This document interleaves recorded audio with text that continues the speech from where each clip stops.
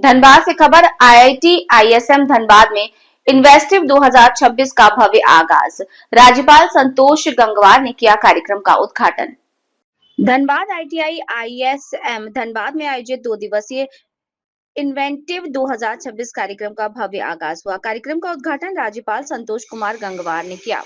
उद्घाटन समारोह को संबोधित करते हुए राज्यपाल ने कहा कि यह आयोजन केवल एक कार्यक्रम नहीं बल्कि भारत के नवाचार, अनुसंधान और भविष्य की दिशा तय करने वाला सशक्त मंच है। उन्होंने कहा कि इस मंच पर नवाचार, निवेश, शोध और नीति के साथ आकर देश को नई दिशा देने का कार्य कर रहे हैं। राज्यपाल ने उम्मीद जताई कि इस पहल से नए संवाद, साझेदारियां और अवसर विकसित होंगे जो स्टार्टअप, अत्याधुनिक तकनीक और रोजगार के नए रास्ते खोजेंगे।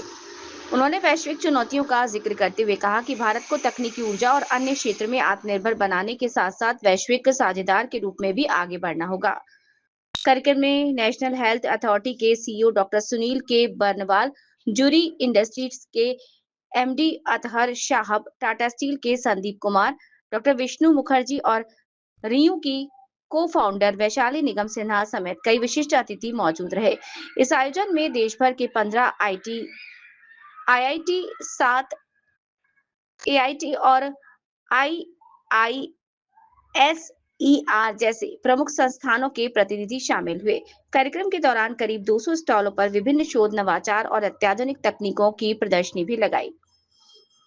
इन्वेंटिव 2026 को शोध को व्यावहारिक रूप देने की दिशा में एक महत्वपूर्ण कदम माना जा रहा है, जिसका उद्देश्य नई तकनीकों को सीधे समाज और उद्योगों से जोड़ना है। मंजी Kumar, state head, Jharkhand.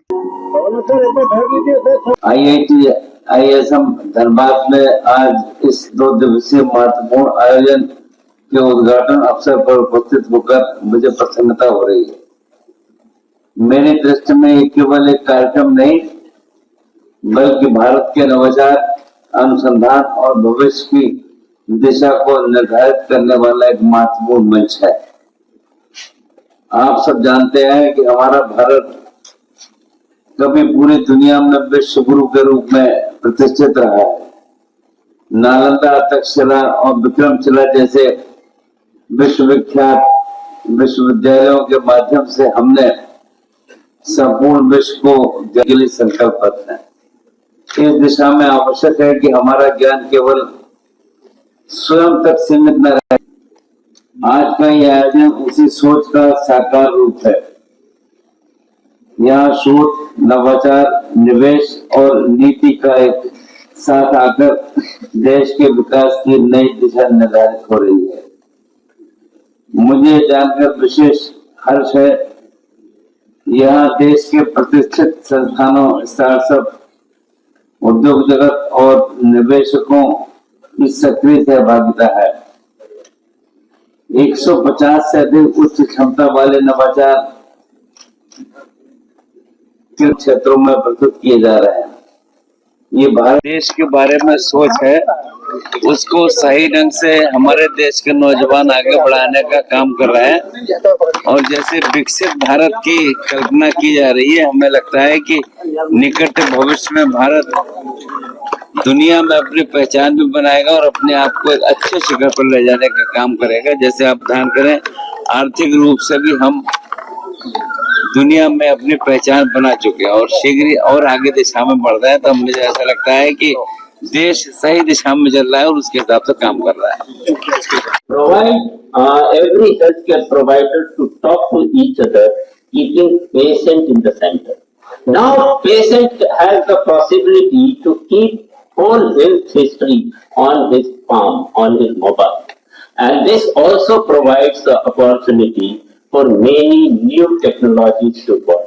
When we talk of AI, healthcare appears to be the most important beneficiary sector. And this is what we saw when we conducted India AI Impact Summit. In fact, Government of India during the summit did launch a strategy for health AI application of AI in healthcare. And of laboratories. Inventive seeks to change the narrative by bringing together academia, industry, startups, investors, offering a fast-growing economy, expanding cities, and aspirations of 1.4 billion people, all affordably. It has become an economic imperative and an economic advantage. Manufacturing is one area which is also coming up in our country, and that